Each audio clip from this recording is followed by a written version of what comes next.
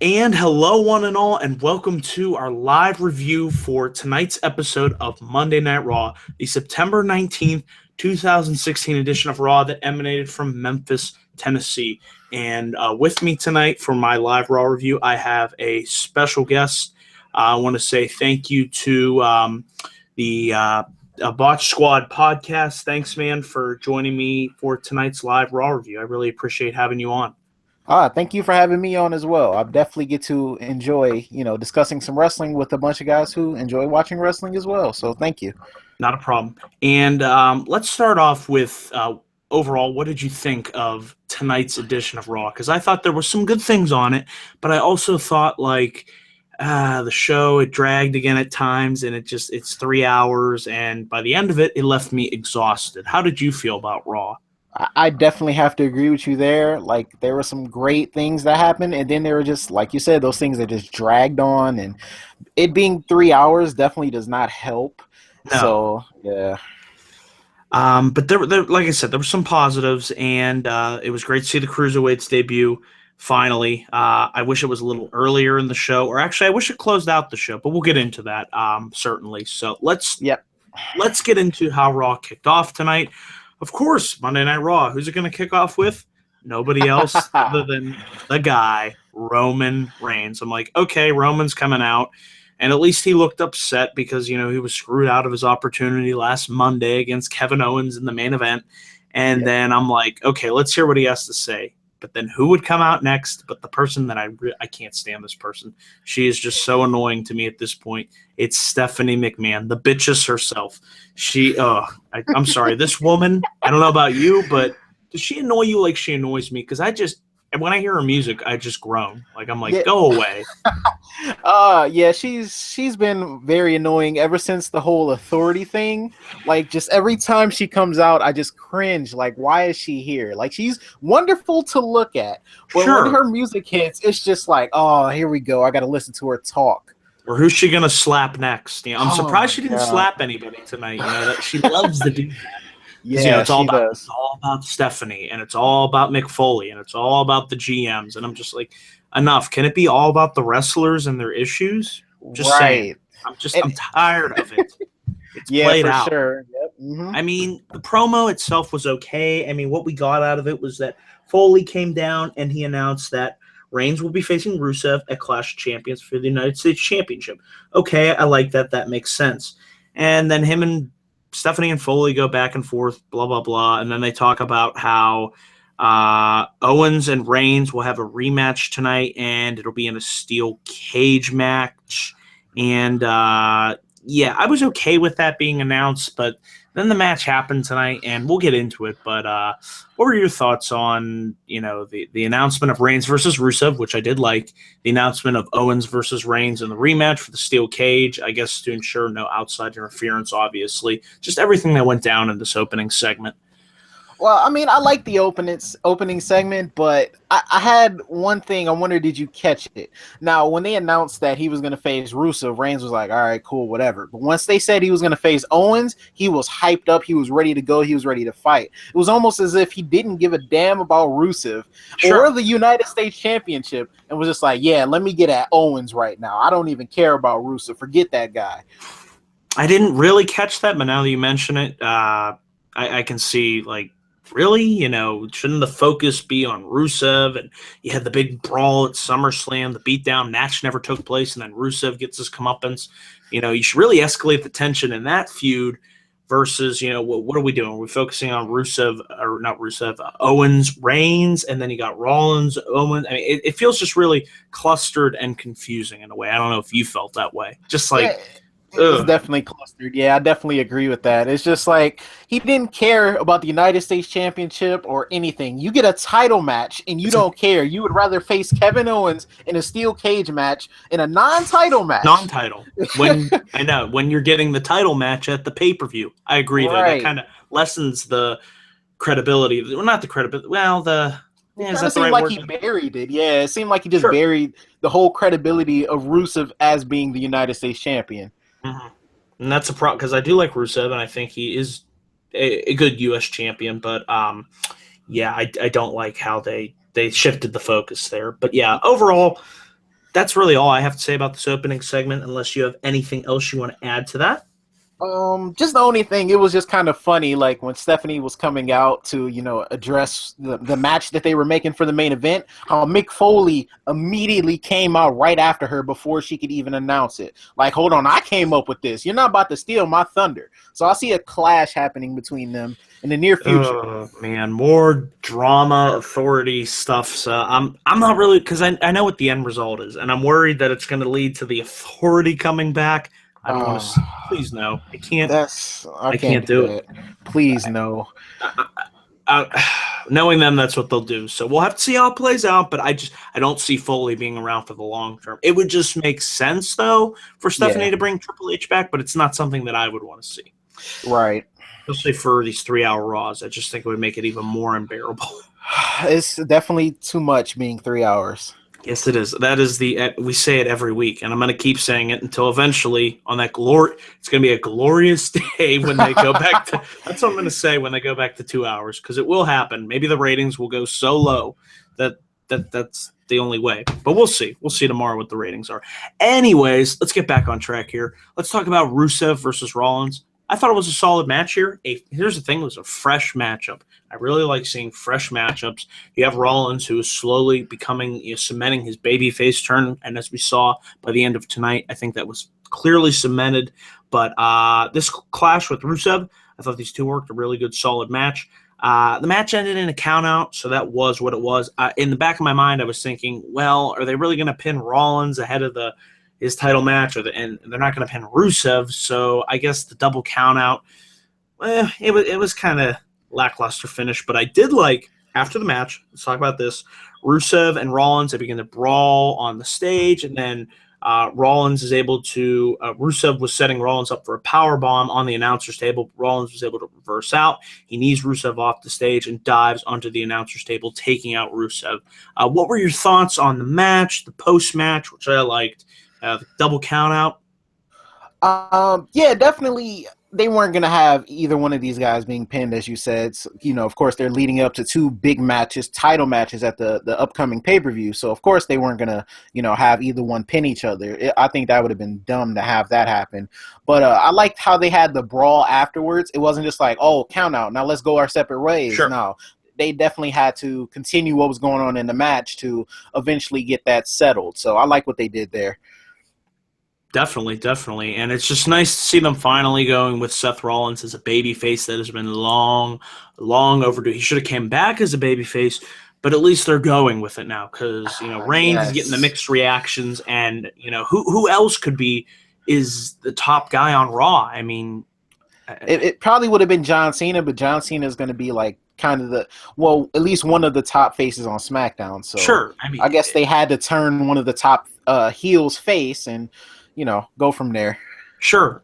So, like I said, good match, good post-match stuff. So, anything else you have to add to that before we move on? No, I definitely agree with you there with the fresh matchup. It was definitely nice to see two different styles kind of clashing together in a very solid match. Sure. And after this, we had what I thought was a nice little backstage segment between Sasha Banks and Bayley. I love seeing them on screen together. Their chemistry is tremendous. You can clearly tell these two are really great best friends. And speaking of, this was an important that just hit me. Big announcement. As you all know, last week on Raw, both shoulders were down in the triple threat match between Brooks, Banks, and Bayley. And we all were thinking, well, it was weird the announcers didn't mention this. Surely they have to mention it this week. I mean, was it a botch? Was it supposed to happen? Was it a storyline? And as we found out this week, both shoulders down, as I've been saying, as I've been calling on this channel, it's going to be a triple threat match between Charlotte, Bayley, and Sasha. And that is going to be a great match. I know you're probably looking forward to it at Clash. I'm certainly looking forward to it. Yeah, definitely. I thought it was a botch as well last week with Bayley and Sasha kind of pinning each other. I was like, are they going to acknowledge that, or are they just going to kind of sweep that under the rug because it wasn't supposed to happen like that? But I'm glad they addressed it, and I'm glad this triple threat is happening because it's going to be an awesome match. Yes, it is. And it could potentially steal the show, Clash of Champions, which is shaping up. I think, people are kind of down. They're down on the Raw brand, and I feel like they're kind of not, what's the right word I'm looking for? it just doesn't seem like they're looking as forward to Clash as I am. I'm still really looking forward to it, despite these episodes of Raw we've been getting. I think it's going to be a really good show. I really think it's going to deliver. And So, that's been the whole thing with Raw. Like, we'll have lackluster Raws leading up to the pay-per-views, and then we'll have amazing pay-per-views. All the matches will be pretty solid, sure. and then we'll just go back to lackluster Raws. It's just like they put all their effort into the pay-per-views, and they just don't care about Raw at all. And we don't get excited for it. Like, let me look at how SmackDown was able to build to Backlash, and Backlash ended up turning into a really good show. So Backlash the build was great. Yes, it was. And the build going into it was good and solid. I mean, it wasn't amazing, but it was there. It was enjoyable to watch. And I wish we could get that from these episodes of Raw. And we could if it was I keep saying it. This was a 2 hour. Imagine how good it would be if it was 2 hours. I mean, it would just be like.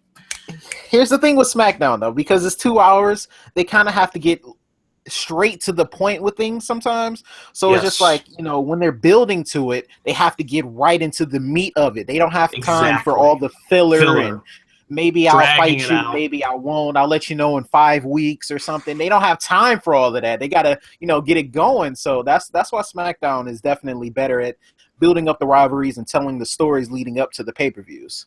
Sure.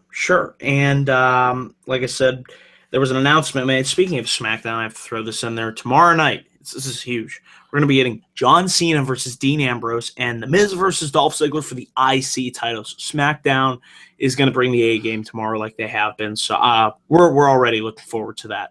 Whoa, wait. I didn't even know that. Yeah. That was shown during Raw tonight during a commercial. You might have missed that, but now you know. It's going to be, wow. Okay, I'm excited for that. Yes, Tuesday cannot come soon enough. So, but getting back to Raw here, we had a squash match between Braun Strowman and Sin Cara. Strowman pretty much beat the shit out of Sin Cara. Another Braun Strowman squash match. I do like the fact that they're building up Strowman, but I do think they need to move him onto a credible opponent, maybe Big Cass. Maybe. He can match the height and the power of Strowman. I mean, they're both tall guys. I mean, who could you see them putting Strowman up against in his first feud? I wasn't particularly looking at anybody specifically, but now that you say Big Cass, I was listening like a few weeks ago to the Stone Cold podcast, and Braun Strowman was on it, and this guy has a ton of charisma. Exactly. I listened to the same interview. I love Braun Strowman. From that interview, I love him so much more. We learned so much about him. But go ahead. Yeah, he definitely told his story on there, and I was just like, man, I like this guy even more now. And then you got, Big Cass, you got Enzo by his side. So, maybe Braun Strowman's going to try to pick on Enzo or something. He's a smaller guy. He's been going after smaller guys. And then Big Cass is like, hey, I'm not afraid of you. I'm 7 foot tall. Let me come right at you right now. You're not about to mess with my bro. I'd like to, like I said, I think it would be a good matchup. I'm not sure how the match itself would turn out, because Braun's still he's learning. He's definitely learning, but we haven't really seen him in a long match per se. These matches have been very short, sweet, and to the point, designed to get over his big power moves. But eventually he's going to have to transition into somewhat longer matches, so we'll see what direction they go with him. But, yeah. That was what it was on this show. Just a quick squash of Sin Cara. Let's talk about the tag team match. I thought it was solid stuff. Battleground rematch between Charlotte and Dana Brooke versus Bayley and Sasha Banks. I said, love all 4 of these women. Well, 3.5. Dana's okay, but I love at least 3 out of the 4. Dana can work. Well, she looks nice. Yes, they're all very nice looking. But I thought these women went in there. They worked a solid match. Charlotte doing her heel shtick, and then Bayley being the consummate underdog, and the crowd just really seems to be taking to her, as I knew they would once they called her up to the main roster. They had some nice action building towards the end, and I was surprised to see. I thought maybe, Charlotte was going to be the one to eat the pinfall, which wouldn't have been smart. Just something was clicking in my head. I'm like, oh, it came down to Charlotte, Bayley, but Bayley wasn't able to lift her up for the Bayley to belly as Brooks hooked Charlotte's foot, and then Charlotte hit a big boot and pinned Bayley. Man, what were your thoughts on the women's tag match and Bayley taking the pin here? And yeah. Well, it worked a little bit for me because, like you said, Charlotte's heel work in the ring is definitely great. Dana trying to prove herself, as her protege, and Charlotte's been mentoring her. But I don't know, man. Something is going on with the Charlotte and Dana Brooke thing. I'm thinking somebody's gonna interfere one day, and I think it's gonna be Emma if Emma's coming back soon. Yes, because Emma and Dana, I agree. We're on the same page here. It needs to happen. Because Charlotte's just been pretty much bullying Dana Brooke, and when Dana stood up for herself, she went back and apologized to her. So I think Emma's going to be that one to get her over the fact that, hey, you can go after Charlotte. She's just nobody, and maybe they'll start a rivalry there. But with the big boot, she didn't actually use one of her finishers. Bayley didn't tap out. She definitely took the pin, but it was only because Dana helped out Charlotte. And it wasn't like, a natural selection or a figure eight. So I don't think it really hurt Bayley that bad. No. Yeah. Because Bayley's an underdog anyway. She's going to take probably more losses than wins until they eventually build her up to win that championship, which should happen at WrestleMania. Oh, yes. Can't wait for that. It'll happen. So, but yeah, good stuff here. Anything else you have to add to this women's tag match before we move on? Oh, no, I just enjoyed the match for what it was, and definitely good work from all of these lovely ladies. Yes, indeed. And after this, we had what was a backstage segment between what I really liked was Seth Rollins going right into Stephanie's face and pretty much talking about how, you say you had nothing to do with Triple H, you knew nothing about that, and pretty much how Rollins was, tired of hearing this crap from Stephanie and, over the fact that, he's just tired of putting up with Stephanie's BS. And I like the fact that Rollins got in her face. He kind of threw it back in her face at the end when Stephanie said KO replaced you as the man because you failed at SummerSlam. You failed at getting the WWE title on Raw. And then Rollins said, this was a nice line, that Stephanie you really haven't been the same businesswoman since your brother Shane returned. So it's nice to see somebody get the last laugh over Stephanie, because for so long we have been conditioned that she'll slap Charlotte, she'll slap the hell out of Roman Reigns, she'll slap whoever it is, and nobody can get a one-up on this person except for a spear at WrestleMania and getting thrown into the mud by Vicky Guerrero. I mean, that's really all I can remember. It's like, Brie Bella couldn't even beat this woman. I mean, who can stop her? So I don't know what you thought about this, but a nice little, back and forth between Rollins and stuff. I love this segment because, like we've been talking about, and we'll get into it in a little bit. They're building up to Seth Rollins' face turn, and eventually leading straight into it. But the fact that he went right after her again, like, I know you had something to do with Triple H, attacking me, screwing me. I was the guy. What did I do? Like, why do you like Kevin Owens better than me? Like, I thought I was your guy. Like, come on, what's up? Why would you screw me like this? And why are you lying to me? Just tell me if you did it. And she's just, I had nothing to do with it. You got to believe me. And then he got her to snap. He said some words to her, and she snapped on him. He was like, yeah, that's exactly what I wanted you to do. That's who you truly are. So, yeah, nice little segment here. We had after this Bo Dallas defeating a jobber. I like the fact that Bo won, but I don't know really where they're going to go with this because, again, we as fans have been conditioned that this guy's a loser. He lost his undefeated streak to R-Truth, and no, I will never forget that. That was still dumb 2 years ago, and it's still dumb today.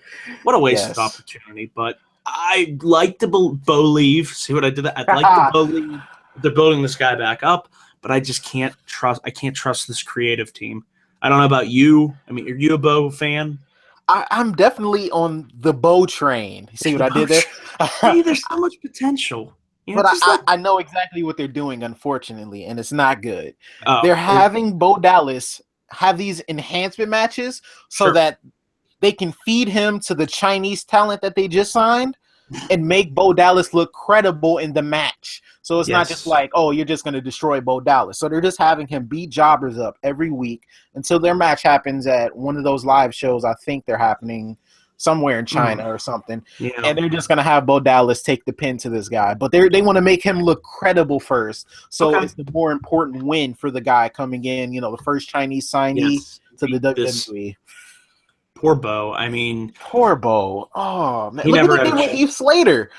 They're making him relevant, but they're not making Bo relevant. They're making him think he's relevant, but he's really not. There's a role for him on this 3-hour show. I don't see why they can't do something. I mean, I'm glad they're doing something with him right now, but like you said, he's probably going to go back down to being low card fodder, and they're just going to probably release him in the end. So that's frustrating because he was a former Because NXT champion. Sure, and he might not be. He probably won't be WWE World Championship material, but you know what? He can. It's like in the Attitude Era. Everybody had their role. Not everybody was always challenging for that title, but everybody was really able to get over. And I feel like they should do that with Bo. You have him maybe challenge for the U.S. title or something. I don't know. I love Bo's charisma. I think he would be a great U.S. champion, or even if he's just fighting in the mid card, but at least make him relevant. Give him a purpose. Give him a reason. Give him a direction. Even like before the brand split happened, I was petitioning to put him in the Wyatt family, and I know how crazy that sounds. It could work. Him and Bray Wyatt are brothers, so they already have that chemistry. And then you have like the Wyatt family's mystique, but then you have this outlandish Bo Dallas, who's also very charismatic, but he's not very mysterious. So it add a different element to the Wyatt family because you never know where it's going to come from. Sure. I don't know. It was just something I thought it'd be something, and they obviously didn't do that. And like I said, Bo's been more aggressive, but we don't really see it lasting that long. So that was what it was. Let's talk about match number 6 in the best of 7 series versus Cesaro versus Sheamus. I actually thought this was a solid match. It was better than their previous matches that they had on Raw the last couple of weeks. I really liked the close near falls toward the end. It definitely had me on the edge of my seat. I'm like thinking, oh, God, no, they're not going to really have Sheamus beat Cesaro, right? And they actually got me to have a hint of doubt in my mind, like I said. There was a part, I think it was when Sheamus had the feet on the ropes. I thought for some reason that was going to be it. And then the ref went, no, foot on the ropes. So the match continued. Eventually, Sheamus attempted a rope assist, a shoulder block, but Cesaro was able to catch him, hit that neutralizer, and Cesaro takes a 3-3 tied up this series. And they're going to have match number 7, which is smart, at Clash of Champions. So it'll be nice to see who wins this best of 7 series. And like I said on Twitter, what championship are they going to? They haven't told us that yet. It's championship, but we just let us know, But your thoughts on the match tonight and Cesaro tying this up? Yeah, I like this match, like you said, better than their other matches. I'm kind of tired of seeing them fight now. Sure. I understand the point of the best of 7 series. You got the underdog Cesaro fighting back, get the fans on the side even more. Sheamus got the heat when he was up 3-0. Like, yeah, this is over now. I don't even got to try no more. Then you got Cesaro fighting back. I like the storytelling of this whole thing, but I'm just ready for it to be over. Like, exactly. I don't know. It's kind of growing stale with me a little bit, but I definitely enjoyed this match. This wasn't a bad match at all. These two guys are definitely good workers, but I'm just tired of seeing it now. Sure, because it's just been singles matches that didn't add. Maybe they could have added stipulations to it. Maybe falls count anywhere, no DQ. Yeah. I don't know, something to spice things up. But the series will be culminating. I'm thinking you're predicting that Cesaro will walk out the winner of that. I mean, it just makes sense to, right? A Clash. I mean, it's not going to be Sheamus. No, I think it's going to be Sheamus. Really? And I want Cesaro to come out on top here. I even predicted he would win in 7, but I don't think so anymore. I think they're just going to have Sheamus go over him. He's going to get a ton of heat from it. They don't seem to be that invested in Cesaro, unfortunately. Why? I don't understand. I mean, the crowd. I don't either. Makes no sense. He's a great talent. Sure. Oh, the crowd loves him. I don't know what Vince was talking about that he's not connecting. Okay, he has an accent, so he can't really speak well. You let Rusev talk. So what's wrong with Cesaro? Reigns doesn't cut the greatest promos. Brock Lesnar has Heyman as his mouthpiece, so you come on. There's some hypocrisy. Do something here. I know. And Cesaro, like I said, what they need to do with him, and I'm sure you agree, they need to trade him to SmackDown. I feel like he would thrive on that show. And maybe that's what will happen as a result of this, Yep. We'll see. Because great. I don't know about you, but even if he gets a championship opportunity if against Owens, I just don't see him beating him. I don't even see him beating Rusev. Yeah. I don't know. Just the way they've used him, it's sad because he has a ton of talent, hell of a wrestler, decent talker, but he's somebody that I feel like the fans can get behind, and I know they want to. It's just, I'm worried that I don't want to see him become like Dolph Ziggler where he loses and loses and loses, and then we eventually just stop caring. It's getting to that point. Right. So they need to do something huge with Cesaro, and I think putting him on SmackDown would be the solution. So we'll see where they go with that. But yeah, good match between Sheamus and Cesaro. One point I did want to make. I'm sorry. Before we move on, what if, like you said, they move him to SmackDown? Imagine he wins the SmackDown Money in the Bank briefcase. Sure. I think that would work to revitalize himself and That'd be great. him. But yeah, so I don't know, just an idea. Sure. We'll see. But after this, we had the man, the legend, drink it in, man, Chris Jericho. This guy is a highlight to watch every single week. He goes up to Mick Foley, and he says he has this list, and it's pretty much, he says he has very serious grievances to air with Mick Foley. He says, Foley, you're stealing my catchphrases, blah, blah, blah. I mean, this is classic Jericho. Every week, I'm always curious to see what he's going to do next. And this week he brought out this list. Eventually Jericho goes down to the ring, and he pretty much talks about how he has this list and he's about to read it, and he says Foley is trying to drive a wedge between him and his best friend KO. Enzo and Cass come out. They interrupt Jericho, and then eventually the Shining Stars come out. And then you can see where I'm going with this. Eventually, the New Day come out. Yep. And then eventually the Club comes out. So it's a giant cluster F-U-C-K in that ring. And I'm like, okay, where are we going with this? And then eventually Jericho exits the ring. And Sami Zayn begins to attack Jericho from behind. And we eventually have, a 5-on-5 tag team match, I believe? Yeah, 5-on-5, yeah. And I thought the match, it was okay. It was solid, fun stuff. But I just felt like I was kind of confused what they were doing with Jericho, because I was like, Zayn going to come out, and then we had all these other guys, and it was kind of like random in a way, and I felt like they just kind of threw all this together just to have all these guys in the ring together. What were your thoughts on Jericho, the cluster, the tag match? I mean, to me, it all kind of gels together.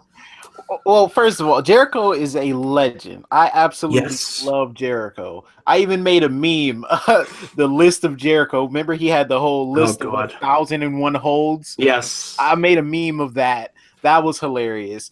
And then when he came out there and everybody started coming out, I kept thinking in my mind, and I posted another meme on Twitter about it. I'm just like, oh, here we go. Tag team match, player. Where's Teddy Long at? He's just itching to set this up, player. Oh, man. But the match itself, it was cool. Like, I think it was just a gimmick match, just to have these guys doing something. They don't really like. They have the New Day, Gallows and Anderson. Then they got Jericho and Zayn, but they don't really have any direction for anybody else. Like Enzo and Cass facing the Shining Stars. Who really cares? The Shining Stars have been repackaged so many times. I can't care for them anymore. They could even bring Carlito back, and I still wouldn't care about them. It's just to that point. But the match was what it was. It was just, like you said, a bunch of chaos. At this point in the show, I know we were all waiting for the freaking Cruiserweight division to launch. I mean, they dragged this thing all the way out to, it didn't launch till what, 10:20? Yeah, around 10:20. I thought they should have either, kicked off. I really thought they should have kicked off the show with that. It's like, boom, here we go. This is a new era of Raw, and they waited till really late in the show. It was worth the wait, I thought, but I was just like, at this point, I was like, okay, let's get through this match so we can get to the Cruiserweights, which were up next after this. Mick Foley came down to the ring. I felt like he really stuttered here. I don't know if you noticed that. I mean, he was struggling through that promo for a little bit. He paused, and I was like, "Oh God, did he just completely forget everything that he was supposed to say?" It was like, I think it's because it was like a written promo for him, so he kind of like forgot it. See my scripted promo? They suck. Yeah, especially Mick. He can go out there and just let him talk. Why does he have to be scripted? He's a legend. He's fine. You can trust him. It's just it makes me shake my head when they do stuff like that. But he talks about, how tonight we're going to have a fatal four-way match between Gran Metalik, Cedric Alexander, Rich Swann, and the Ryan Kendrick. And we went into what was clearly the best part of this show. Was the Cruiserweights. They arrived. They tore shit up in the ring. Ooh. I personally felt like this should have been the main event. I know some people may disagree with that. Oh, they're debuting. Shouldn't have a main event. But either they should have opened or main evented. That's just my opinion. Yeah. Feel free to agree or disagree. But this was great stuff. And the one thing that kind of disappointed me, T.J. Perkins wasn't on Raw. I was going to say that. Oh, man, they messed that up. They should have had him out there watching this match. Sure. I thought maybe he'd come down afterwards, but no. I'm a big fan of TJP, and it's like he's not going to be on the Raw where they debut the Cruiserweight division. What's up? Why not? He's the champ. He's the champ. He put him on commentary or something. You need to introduce him to the casuals that haven't, because not everybody watches the network and the Cruiserweight Classic. Raw has a bigger audience. It's shrinking, but it's still a big audience. Yeah. And I'm just like, I felt like that didn't help him. No, it didn't. You need to get him over to the masses. And still a really good match. Like I said, a lot of high-flying, crazy shit happened. And surprisingly, the Brian Kendrick won. So we're going to be getting the Brian Kendrick versus TJP at Clash. So I'm happy about that. But your thoughts on the match and what we were talking about there with TJP not being on the show and just Yeah, they definitely should have had TJP out there, like you said, to show the casuals who he is. Let them see his face and see him holding the championship. Get him over a little bit. That way. Put him on commentary so the people at home can hear him speak and tell his story a little bit. The match itself, I loved it. I enjoyed the match for what it was. It was just an incredible match, best match of the night for me. And I kind of scoped out that the Brian Kendrick was going to win because he left the ring early, and then they were not allowing him back into the ring until later on in the match. So I'm just like, he's gonna take that opportunistic approach, and he's gonna strike when it counts most, and he's gonna pick up the win. Yes, he did. He locked in. I believe it was the bully choke on Cedric Alexander, and this was. I believe he locked it in for the second or third time. He locked it in a couple times in this match, but eventually it was the third time was the charm. Alexander taps out, and we're in store for what will be a pretty good match between Kendrick and Perkins. So I'm just excited that this Cruiserweight division is launched on Raw. I hope to see more Cruiserweights added, and we at least need to see 2 to 3 matches per week on this show to keep the 3 hours flowing well. I definitely agree with that. I can't wait till they bring up more Cruiserweights as well. Definitely. We're going to see... Did they sign Kota Ibushi? Not yet, but he probably either... He I don't know. He's kind of on the fence, but I could see him signing, Because I know he had a match in NXT. I can't wait till they bring up, Gargano, Ciampa. I can't wait to see those guys once they're finished up in NXT. Gallagher. Gallagher. Oh, man. That's just going to be great. There's a lot of talent. There is a ton of talent. Tajiri, I'm sure he'll be a part of it. Yes, Tajiri. So it'll make Monday nights worth a whole lot better just for that. Yes, and I agree with the 2 matches too. Definitely, they need 2 matches. They do. There's no excuse not to with this being a 3 freaking hour show. So they have enough time. They do. They have plenty of time, and so we'll see what they do in Clash going forward. So I'm just happy that the Cruiserweights have arrived. Yep. And let's get into the final match of this show. It was a steel cage match between Owens and Roman Reigns. I'm curious, how did you feel about this match? Because I felt like after the Cruiserweights, it was kind of like, okay, we saw this last week. They added a steel cage stipulation, but I just wasn't really too invested in this. Well, I wasn't really either. I agree with you. They should have put the Cruiserweights on last if they weren't going to put them on first. We seen this match last week, but there was the ending part is what got me. Okay, I'm like, all right, this was all worth it now. I really didn't even care about the steel cage match because, Owens pinned him last week. So, of course, Rusev's going to come back out again. I already expected that. But I'm just like, if they're going to go full on babyface turn with Seth Rollins, this would be the time to do it. And they finally did it. Yes, they did. Roman won after he dropped out the door for the win, and then afterwards Rusev comes down. Him and Owens begin the double team Reigns. They lock the steel cage door. They begin to beat down Reigns. Rollins' music hits. He runs, climbs to the top of the cage, dives on top of Rusev and Owens, and that's literally how we go off the air. So a really high-flying climactic finish to Raw. Like you said, I thought it worked. I thought it finally solidified Seth Rollins as the babyface. In the match, it was okay. Nowhere near as good as it was their match last week. But, that's pretty much all I have to say about this. I really liked Rollins diving off the cage. And like you said, I think it puts a stamp on his babyface term. Yeah, and they built it up perfectly. They get Rusev out there. Reigns wins the match. Okay, fine. Now you're about to hold this beating. They got him into the cage, locked it. Who gonna come help you now? You get Seth Rollins to come down after they're beating him down, put him in the accolade, all of this good stuff. You have Rollins come down. Crowd goes crazy. They're like, yes, Rollins. They want to see it. Right. Well, wait, how's he gonna get in the cage? Rollins was like, you locked the door? Screw that. I'm gonna climb over. You gonna get this Rollins work. Rollins. He don't need no door. Rollins. You don't need no door. He'll just climb over the cage. Why not? So I just loved how they did it. Yeah, I thought it was a great way for Raw to go off the air. But now, folks, we come to the end of this review, and this is the part of the review where we give our respective grades for Raw tonight. And after a long deliberating thought process, I'm giving Raw a C+ tonight. Average, I thought going into it would be better, but that's why I'm giving it a C+. There was some good stuff, but there were some parts where it dragged. BSP, what would you give tonight's episode of Raw?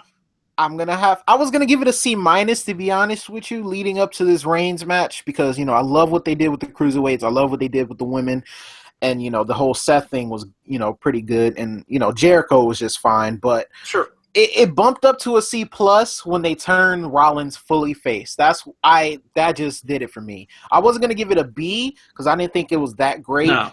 But the fact that he, was able to turn face and get that nice little pop from the crowd, that just bumped it up to a C+ for me. So I have to agree with you as well. All right, we're in agreement. Double C+.